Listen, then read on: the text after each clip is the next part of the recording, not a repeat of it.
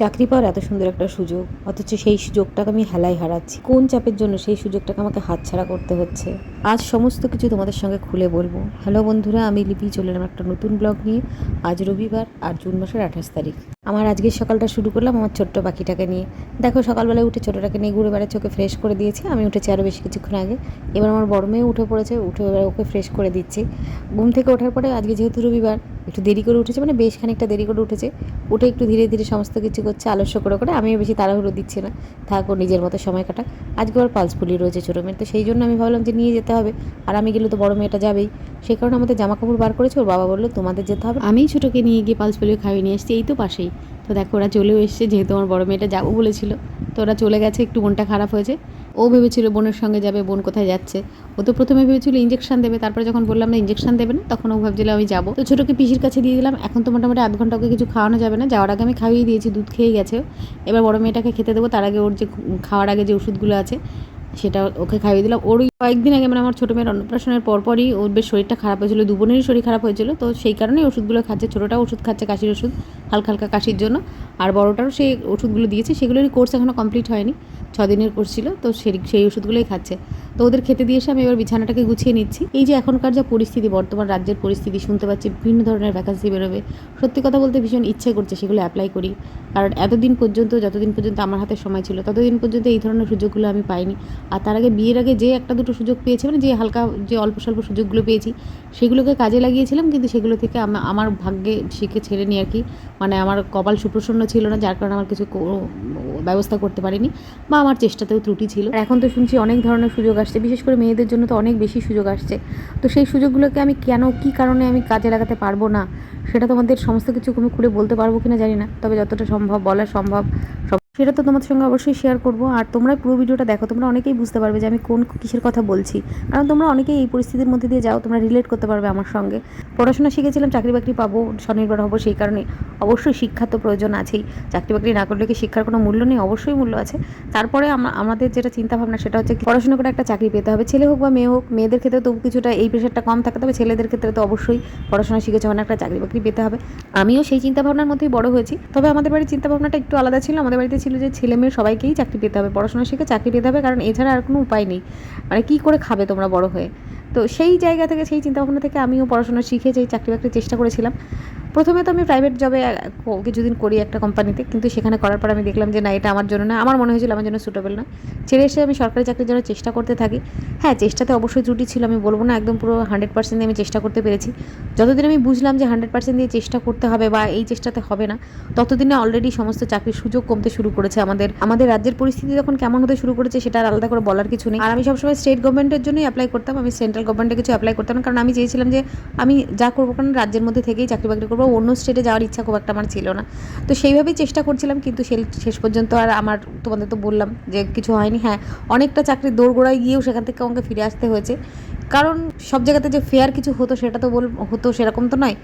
যাই হোক, সেসব কথার মধ্যে আর যাচ্ছি না। কিন্তু এই মুহূর্তে দাঁড়িয়ে, এখন দাঁড়িয়ে যে পরিস্থিতির মধ্যে আমি রয়েছি, তো শুনতে পাচ্ছি চতুর্দিক থেকে বিভিন্ন ধরনের ভ্যাকান্সি আসছে, সবাই এই পড়াশোনা করছে, সেই পড়াশোনা করছে। যারা আমার শুভাকাঙ্ক্ষী তারা আমাকে বলছে তুমিও চেষ্টা করো, কিন্তু আমি তাদেরকে বোঝাতে পারছি না আমার পরিস্থিতিটা, কারণ সব পরিস্থিতি সবাই বুঝবে না, সব পরিস্থিতি সবাইকে বলাও যায় না। তোমরা তো দেখতেই পাচ্ছ আমার সারাদিনটা কীভাবে কাটছে। সকালবেলায় তো মেয়েদেরকে নিয়ে আমার ব্যস্ততা থাকে, স্কুলে পাঠানো, ওদের খাওয়ানো। আর তারপরে আমার কিছু শাড়ি ছিল যেগুলো অনেক দিন ধরে ভেতরে ছিল, যেগুলো রোদ টোদ খাওয়ানো হয়নি, মানে 1-2 বছর ধরে এগুলো পড়েই রয়েছে, সেগুলো একটু রোদ খাওয়াই নিলাম। সেগুলো কালকে রোদে দিয়েছিলাম, আজকে সব তুলে ফেললাম, সেগুলো ভাজভুজ করে। আর আজকে যেহেতু রবিবার, চিকেন তো হবে, তো এখানে চিকেন রান্না হচ্ছে। আর আমার হাজব্যান্ড আজকে জামরুল নিয়ে এসেছিলো, তো বাবাকে একটা কেটে দিলাম, আমার হাজব্যান্ডকেও একটা দিলাম, আর এখন এই যে একটা ধুয়ে নিয়েছি আমি। আর আমার বড় মেয়ে তো সব কিছু খায় না, ছোটো মেয়েকে একটা দিলাম। আর ও তো খাওয়ার খুব চেষ্টা করলো, জানি না মানে বড় হয়ে খাবে কিনা, না ওকে দিদির মতো হবে। পিসিকে, দিদিকে, ওদেরকেও দিলাম। আর এখন দেখো বেশ কিছুটা সময় পরে এটা আমার বড় মেয়েকে স্নান করিয়ে দিয়েছি। আর ও তো তার আগে, স্নানের আগে ছবি আঁকানো, যা টুকটাক পড়াশোনা করা, সমস্ত কিছু করা হয়ে গেছে। স্নান করে এখন বসে টিভি দেখছে। আর এখন ছোটোটাকেও স্নান করে নিয়ে এসেছি, ওকে ঘুম পাড়াবো। তোমরা তো বুঝতেই পারছো আমার সারা দিনটা কাটা আমার মেয়েদেরকে নিয়ে। আমার একজন হেল্পিং পিসি আছে, সে আমার বাচ্চাদের দেখাশোনাতে আমাকে হেল্প করে, কিন্তু তার উপরে পুরোটা ছেড়ে দিয়ে, সমস্ত কিছু দায়িত্ব তার উপর ছেড়ে দিয়ে আমি কিন্তু বসে থাকি না।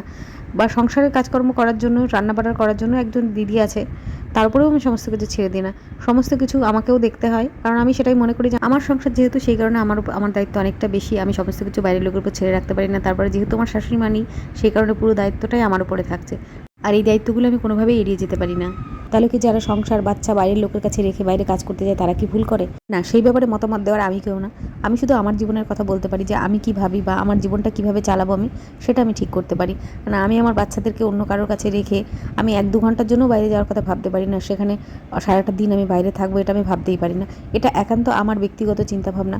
আর তারপরে এই মুহূর্তে আমার বাচ্চাগুলো একান্তই ছোট, ওদেরকে সঠিক শিক্ষা দেওয়া, সঠিকভাবে বড় করা, সঠিকভাবে প্রোটেকশন দেওয়া এটা আমার দায়িত্বের মধ্যে পড়ে। তাছাড়া আমার বললাম যে ওদেরকে আমার মা নেই, শাশুড়ি মা নেই, যাদের উপর আমি সবথেকে বেশি ট্রাস্ট করতে পারতাম তারাই নেই। তাদের কাছে রেখে আমি হয়তো যেতে পারতাম, কিন্তু সেই জায়গাটা যেহেতু নেই সেই কারণে আমি আর কারোর উপর সেই ভরসাটা করতে পারি না।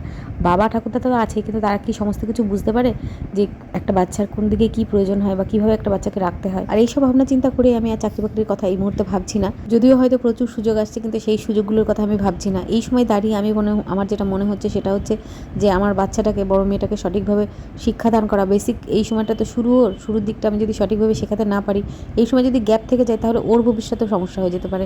আর আমার ফিউচারের থেকে ওর ফিউচারটা আমার কাছে বেশি ইম্পর্টেন্ট। আমি মনে করি প্রত্যেকটা মেয়েকেই স্বনির্ভর হওয়া উচিত, নিজের জন্য কিছু রোজগার করা উচিত। সেই জায়গাতে দাঁড়িয়ে আমি একদম হাউস ওয়াইফ হয়ে রয়েছি, আমি রোজগারের কথা ভাবছি না, আমার মেয়েদের মানুষ করার কথা ভাবছি, তাহলে আমার মেয়েদের কাছে কী এক্সাম্পল সেট করব? তো আমি ওদেরকে বোঝানোর চেষ্টা করব, বা আমার পরবর্তীতে যদি সুযোগ আছে সেই সুযোগটা আমি নেওয়ার চেষ্টা করব, কিন্তু এই মুহূর্তে দাঁড়িয়ে আমি সেই সুযোগের কথা বা এইসব যে সুযোগগুলো আসছে সেগুলো নেওয়ার কথা ভাবছি না। এই সময় দাঁড়িয়ে আমি যদি একবার সেই চিন্তাভাবনার মধ্যে যাই তাহলে আমার নিজে মানসিকভাবে না অশান্তিতে ভুগবো। আমি যদি ভাবতে শুরু করি যে এইটাকে অ্যাপ্লাই করতে হবে, এই পড়াশোনা করব, তাহলে আমার নিজের পড়াশোনাও সঠিকভাবে হবে না, আমি মেয়েদেরকেও সঠিকভাবে দেখতে পারবো না, নিজে একটা অদ্ভুত অশান্তির মধ্যে ভুগতে থাকবো। সেই কারণে আমি নিজের মানসিকভাবে না স্থির হয়ে নিয়েছি যে না, যত সুযোগই আসুক এই মুহূর্তে দাঁড়িয়ে আমি যেহেতু সুযোগগুলোকে কাজে লাগাতে পারবো না, সেই সুযোগগুলোর কথা ভাববই না। তবে তোমাদের যদি পরিস্থিতি থাকে যে বাচ্চাদের কারো কাছে রাখতে পারবে, যাকে তুমি সঠিকভাবে ট্রাস্ট করতে পারো, তাহলে তোমরা সেই সুযোগগুলো নিতে পারো। কারণ এই সময় সত্যি বলছি, মেয়েদের জন্য যদি সুযোগগুলো আসে তাহলে কিন্তু অনেক সুন্দর সুন্দর সুযোগ রয়েছে। তো সেই সুযোগগুলো কাজে লাগিয়ে নিজেদের একটা কেরিয়ার তৈরি করার চেষ্টা করো। আর ওই যে বললাম মেয়েদেরকে আমি কি বলবো, হ্যাঁ সেই কারণে আমি এই যে ইউটিউবে ভিডিও করি, ফেসবুকে ভিডিও করি। ইউটিউব থেকে আমার কিছু আর্নিং হয় না, কিন্তু ফেসবুক থেকে যেটুকু আর্নিং হয় এটা আমার মেয়েদেরকে বোঝানো, দেখানো।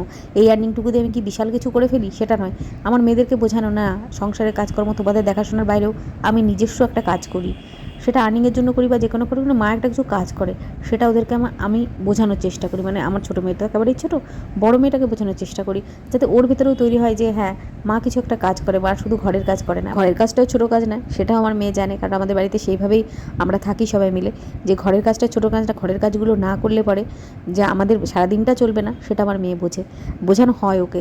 কারণ আর তারপর একটা ব্যাপার সেটা হচ্ছে আমাদের বাড়িতে ঘরের কাজ, রান্নাবান্না, সেগুলোতে ও শুধু দেখে যে মা করছে সেটা দেখে না, বা আন্টিরা করছে সেটা দেখে না, ও দেখে ওর বাবাও কিন্তু এগুলোতে হাত লাগায়। এতে কী হয়, ওর কাছে এই ব্যাপারটা তৈরি হয়নি যে রান্নাটা মেয়েরা করতে পারে। আমি অনেক শিক্ষিত, উচ্চশিক্ষিত মানুষকে দেখেছি যে একটা ছেলে মানুষ রান্নাঘরে গেছে, সে বলছে কী বাবা ছেলে মানুষ রান্নাঘরে কী করছে, কারণ ছেলে মানুষ রান্নাঘরে যেতে পারে না, সেই চিন্তাভাবনাতেই তাদের মনেও এখনও রয়ে গেছে। কিন্তু আমাদের বাড়িতে, আমার শ্বশুর বাড়িতে সেই চিন্তাভাবনাটার ব্রেক করে দিয়েছে আমার হাজব্যান্ড। ও খুব ইজিলি রান্নাঘরে চলে যাচ্ছে, গিয়ে রান্না করছে। এই জন্য যে ওকে আত্মীয় স্বজনের কাছ থেকে টিপ্পনি শুনতে হয় না সেটা বলবো না, টিপ্পনি অনেকেই করে, কিন্তু ও সেগুলো গায়েই মাখে না। ও বলে রান্নাঘর আমার বাড়ির লোক খাবে, আমার ভালো লাগছে, আমি রান্না করবো, কে কী মনে করলে কিছু যায় আসে না। তাই যারা মনে করে তো সেটা তাদের ব্যাপারে তারা কী করছে না করছে সেগুলোকে আমরা দেখতে যাই নাকি না, সেটা নিয়ে আমরা টিপ্পনি করতে যাই।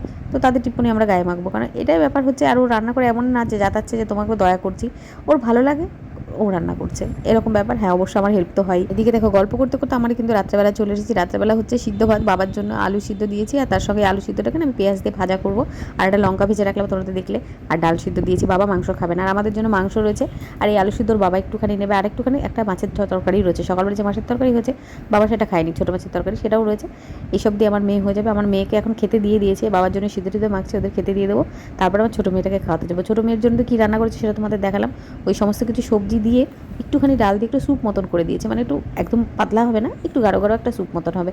আজকে আর চাল দিইনি, মানে ভাত দিইনি, ভাত খাওয়াবো না, ওই সবজি দিয়ে স্যুপ মতো করে খাওয়াবো। এটাইও ভালো খাচ্ছে, আমি দেখলাম আগের দিন করে দিয়েছিলাম, সেটা বেশ পছন্দ করেছেও, সেই কারণে ওটাই করে দিচ্ছি।